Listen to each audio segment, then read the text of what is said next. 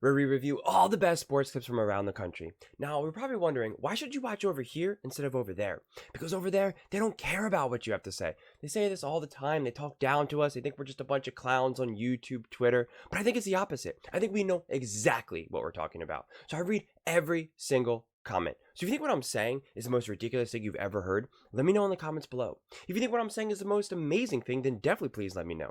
Either way, let's get into some discussions, let's get into some fights, but ultimately, let's just have some fun. And please do consider subscribing. We are building an amazing community here, and it's turning into something truly, truly special. I want to build something that we all genuinely feel connected to, something that we're really excited to be part of, and I think we're well on our way to doing it. So without further ado, let's get to it. We're watching a clip of The Herd with Colin Cowherd, talking about the whole thing with Taylor Swift and NFL. Now, you just heard me go on that whole little introduction that ran about talking down to us and you know how they don't respect us over there. I was queuing up this clip. I haven't listened to this clip at all. But I just, when I was, setting it up right now, I heard the very beginning of it. And right away, he literally talks down to us. And I love Colin Cowherd. That's why I made this channel and I'm doing these types of videos. So this isn't like a whole thing where I'm just saying like, oh, these guys are awful, I hate them, and let me make YouTube videos about them. Like, I love Colin Cowherd. I love this show. I really enjoy First Things First. And, I love sports media like this. But to me, this is the perfect example of how a lot of these guys talk down to us. And it's just absurd. And so I realized, okay, I actually was originally not going to do this part. I was just, because it's a 9-minute clip, and the other half of it is more specifically about football, which I really want to get into. But this is about Taylor Swift, and he just off the top says something that I'm just like, this is absurd. So, and again, I haven't listened to the clip. I literally only heard the first 2 seconds of it. So I'm going to hear what he has to say, and then we'll get into it. But I do want to highlight this one part, listen. A lot of really weird, lonely, insecure men out there. There's a lot of really weird, lonely, insecure men out there.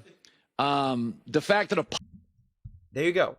See, just right off the bat, he's already talking down because he's pretty much going to imply that anyone who doesn't want Taylor Swift in football or is annoyed by it, they're just weird, insecure, and lonely. How condescending is that? Pop star, the world's biggest pop star man out there. The fact that a pop star, the world's biggest pop star, is dating a star tight end who had one of his greatest games ever, and a network puts them on the air briefly, that it bothers you, what does that say about your life? Judge people sometimes on the silly stuff that bothers them. It'll tell you a lot about them. When I hear this whole thing about Taylor Swift, I just want to watch football. Liar, you're lying. That's not true. A football telecast is not just football. In fact, the commercials for 4 hours before the Super Bowl will be widely watched. Did you know statistically in a 3.5-hour NFL playoff broadcast or regular season broadcast, just 18 minutes are actual football? And we have the data, we have the numbers. You don't turn away. There's coaches cutaways. They show fans in Buffalo on fire, commercials, reviews, 18 minutes of real football. For the record, about the length of 5 Taylor Swift songs. Listen to this. The New York Times measured how long she was actually on the broadcast. Do you know how long it is on average? 25 seconds in 3.5 hours. Against the Ravens, it was up to a whopping 32 seconds. It was 14 Chiefs and Raiders on Christmas, 12 Chiefs and Bengals, 24 seconds, Buffalo, Kansas City. She was on for a minute against the Dolphins, but it was an absolutely awful broadcast. They should have had a concert in the middle of it. That would have been more interesting. And why wouldn't CBS, which you know has the Grammys, cross-promote the world's biggest pop star? Because we're there for football. That whole argument is so absurd to me. This is probably something that I'm going to disagree with Colin more than anything. And again, Colin's actually my favorite commentator in sports because I think he's the most grounded, least biased. But this actually drives me crazy. And this is when this all first happened. This drove me crazy right from the get-go because I knew what was happening. Okay, yes, there's only 18 minutes of actual gameplay, but it's the whole experience. When we watch football, especially men, guys in general, or just football fans in general, we are there for football and the experience. Fans cheering and screaming and holding up signs and stuff like that, or booing and us showing that is part of football. showing us the coaches. That is part of football. Showing us just the commentators talking about football and stuff like that. Even them making a random joke about what they did, pregame or the night before. How they're like, oh, Jim, you love eating hot dogs. Oh, you know me, I love eating hot dogs. Whatever the heck it is, right? That's part of football. Showing us Taylor Swift and leading into that and making this the whole story and talking about it is just frustrating. It's absurd. Not everyone who's upset and angry at that or annoyed by that is just a lonely, insecure, guy who's just crying himself to sleep alone at night. Like that's just stupid. It really is. And you know what? Let's say that is the case. Okay, let's just say that is the case. That a lot of people who get upset at the whole Taylor Swift thing are just really sad and lonely and all this. Okay, well, you know what? Football is clearly their escape. Football is like the one thing that they really, really enjoy, and now you're kind of you're intruding into that. And again, to me, this is a conversation it's a larger conversation. I'm trying to think of how exactly I want to go with this, but because these are thoughts I've been thinking about now for years, not obviously with specific to Taylor Swift since that's a newer thing, but as a guy, I'm all about, diversity and inclusion and all of this stuff. A lot of you may not even know. It's hard to see. I actually have one arm, so it's like a different little thing here. But so I am all about, all that type of stuff. Like, let's go for it. Want to build, a place where everyone feels welcome and happy and all that good stuff. Okay, we're not getting political here. We're not talking about left or right. Okay, we're not talking about it. Nothing to do with any of this type of stuff. But it does feel that as a guy, as guys in general, we keep getting pushed out. We are losing the place where men can be men, where we can and again, I played sports very competitively my whole life. As I've gotten officially older, I've now stopped at that. I've gotten just a million injuries and I'm done, but I played at very high levels. I am no stranger to locker rooms, traveling cross country and stuff. For tournaments and games and stuff like that. So I know what it's like to be in that environment, and it has both its pros and cons, no doubt. But at the same time, it was really the last place where just a guy can be a guy, where you can just be men. And we are losing that in society. We really are. And of course, anytime you take anything to the extreme, it can go bad. But there is this war against men, and I don't like it. And again, I'm not even the prototypical, guy who's just, like, I'm not this, like, super alpha, like, let's go, I'm a man. I've interacted with a bunch of you on here in the comment section that I can tell, which is all good. But that's not even me. So I'm not even talking from that perspective. But I saw this happen first with basketball. I love basketball, the NBA specifically. And one of my favorite trio of commentators, of course, I can't think of any of their names right now. Van Gundy, Mark Jackson, and, the main guy who does the play-by-play, bang, bang, that guy. Okay, I love that. And it's just fun because it just is three guys. It feels like it's just three guys and maybe plus me. So that's four guys now because I'm kind of, you're having the conversations with them in your own head. And it just feels like you're just watching basketball with your buddies, with your boys. You're hanging out, watching the game. And it's just fun. And they make jokes and this and that. And Reggie Miller one time in a playoff game, I think it was the Warriors against the Denver Nuggets. I think it was when the Warriors ended up winning their last championship, and he made like such an off-color joke, because the one of the other guys who just like was more of like the bench reporter was just like, oh, if anyone has ever gotten acupuncture or whatever, it's like one of my 4 favorite feelings in the world. And like Reggie Miller makes like some joke, he's like, man, I want to hear what John's top 3 favorite feelings are in the world, and it was like just kind of like a more like off-color, like slightly dirty joke and stuff like that. And again, it's something that is really only made by men being around men and stuff like that. And now with basketball, there's more and more women play-by-play and commentators and color commentators, analysts and stuff. And it's just like the one most famous one is Doris. And I have nothing against her at all. But it's just like, why can't these sports where it's all men playing in the first place, why can't it's like that's like the final stand where men can just be men, where guys can just be guys, where we could just cut off the rest of the world, not think about money, not think about work, family, women, children, whatever. We're just there for the game. I mean, it really is the ultimate escape. Sports is the one thing that matters so much, but also doesn't matter at all. And I don't know if you guys have ever feel this, but when your team wins or loses, maybe you definitely feel this when they win, you're so excited, this is awesome. And then you reach the realization of like, well, my life doesn't change though. Like, I still got to wake up tomorrow morning and go to work. Like, yeah, I'm really happy they won, but like, I didn't make any money. Like, I didn't get any trophies. Like, nothing's happening to me right now. And it's something that you struggle with or wrestle with, especially as you get older. But at the same time, I know for me, if I'm going through and I'm having like a really bad moment in my life, whether it's through family, whether it is through dating and relationships and things of that nature, sports are absolutely my escape. It's where I can just go there and not think about anything. And this was the pushback when sports started to get political.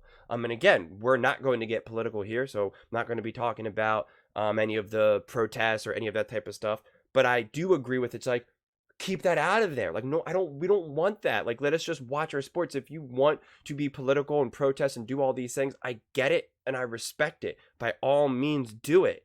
But at the same time, I just want to be able to watch the Chiefs 49ers game and not think about what's going on, whether it be, politics or, protests or this or that, as well as, Taylor, Swift. And again, this is the lens that I look at. So we're just constantly being intruded upon in this regard. And to kind of go back to my Doris thing, Doris never played in the NBA. And yes, she's played college and was successful and all of that, but that's not NBA basketball. Okay. And they fired 2 people who have played basketball or coached basketball, who have extensive experience in the NBA, who have played or coached against Michael Jordan, LeBron James, Shaquille O'Neal, Kobe Bryant, the biggest stars, ones who have been in the locker rooms, who have literally, this is going to sound gross, tasted the sweat of Hall of Famers.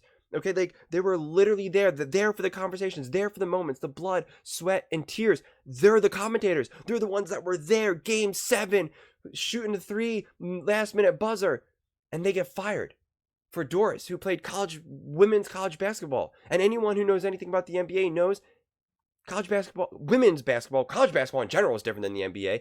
College basketball, women's basketball is way different than the NBA. It's not even close. So, no, I'm sorry. And people want to come to me before, because I've made this comment before in the past. And they're like, well, Doris knows basketball more than you.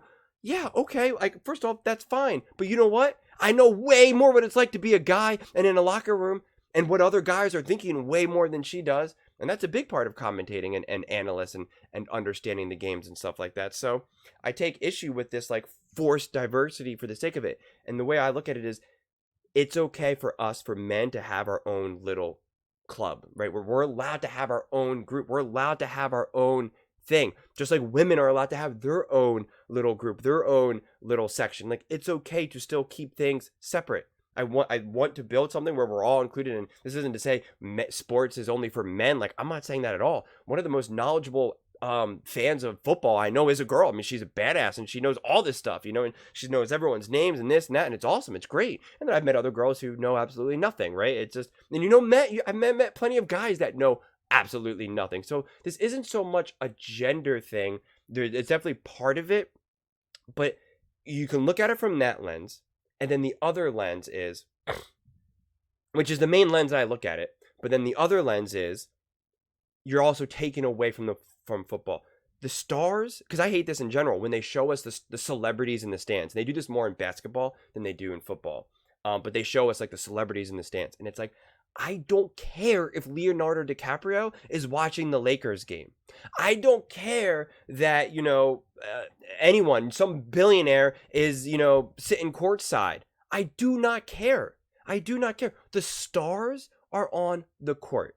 Okay? It's LeBron James, Steph Curry, Travis Kelce, Patrick Mahomes, Lamar Jackson, Josh Allen. They are the stars, not the fans. Not Taylor Swift. It doesn't matter. It doesn't have to be Taylor Swift. If they kept showing us, Bon Jovi, it would be the same thing to me. And so it's annoying. It's obnoxious. And so, yeah, but I was watching the game on Sunday, and I was watching it with family. I was watching it with, ironically, very random group of people who I don't normally watch the games with, but I was with them, and so that's how it went down. But watch the games with my mom and my dad and my mom's a close friend. And so this was a ragtag group that I'm usually not involved with.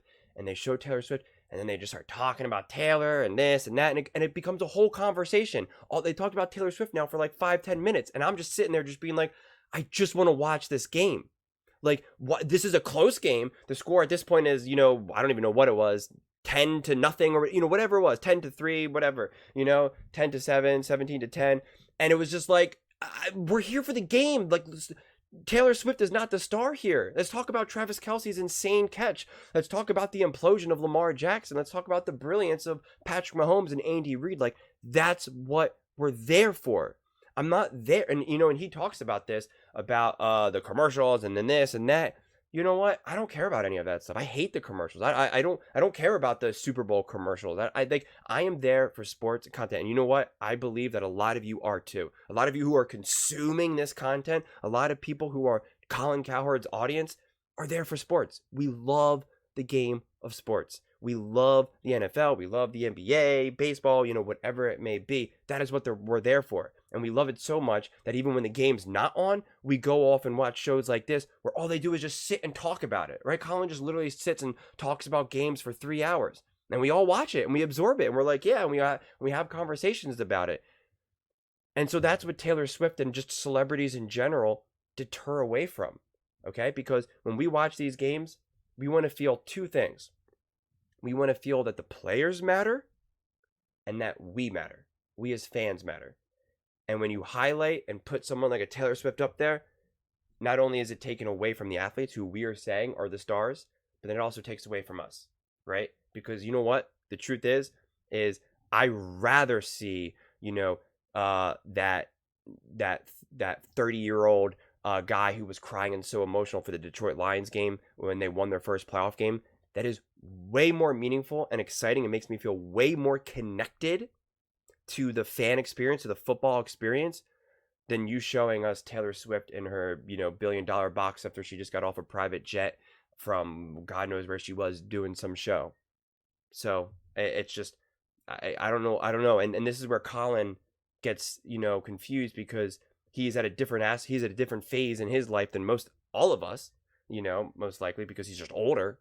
Number one. Number two, he's also significantly wealthier than any of us, I guess. I'm sure some of you people are, doing pretty well financially for yourselves, which is kudos to you. And so he just becomes so disconnected from the casual average fan. And again, if this was the Eagles, because I don't even like it, I'm an Eagles fan, and so I'm connected to the Kelce's to some degree. And if Taylor Swift was at those games and tournaments, I would be just as upset. I really would be. So this isn't even anything to do with the Chiefs. I love the Chiefs. Travis Kelce, Patrick Mahomes, Andy Reid, like I'm all huge fans, huge fans. So this isn't, an extension of being a Chiefs hater or anything like that. I've had these views for a while now. And I've talked about this before, again, more notably with the basketball example of just these women and these other outside factors impeding on our experience as fans. And it's disappointing and it's frustrating because it's just, again, the stars are on the field and then also the fans. We're the ones that matter the most. And I just think I don't buy into celebrity culture personally. I don't think celebrities are more special than us. They just can either sing and dance or act, or they're really good looking and they make lots of money. But the truth is like Taylor Swift's romantic life is just as important to me as the random person down the street's romantic life, right? I don't care, or if I do care about anyone's, it's like, well, I actually kind of maybe care more about that person because that person, is living a more real life than Taylor Swift is ever living. And so again, I just think it takes away from everything, and it's frustrating. And again, this doesn't mean that you're just sad and lonely or a hater or this, that. And also, I love Taylor Swift's music. I am very close with my little niece, who at this point is like an 11-year-old little girl. And the way how me and her connected was through Taylor Swift, right? When she was like 3 years old, I was playing her Taylor Swift songs and we would sing and dance, jump on the bed, and I would always play her new music. And every time a new Taylor Swift song came out, I would play it for her, and so like Taylor Swift is a big part of my relationship with my niece. So again, I'm not even a Taylor Swift hater at all, not even the slightest bit. But it's just silly to me to make someone like this, like, again, whether it was the president of the United States, right? Let's just say, and it doesn't matter, I don't care. I'm not even going to say a name, because I don't even want to get this flagged, but no matter what, any personality, I don't care. I don't care about who Obama picks for, in his bracket for basketball, for his Final Four bracket or whatever, for the tournament. I don't care about, if which celebrity is at which game and what's going on. I don't care. I'm there for the game, and I bet a lot of you are there too. And just because Colin's example of there's only 18 minutes of gameplay, I don't even get the argument. That's so dumb. That doesn't even make sense. So I could not disagree more with Colin's take on this.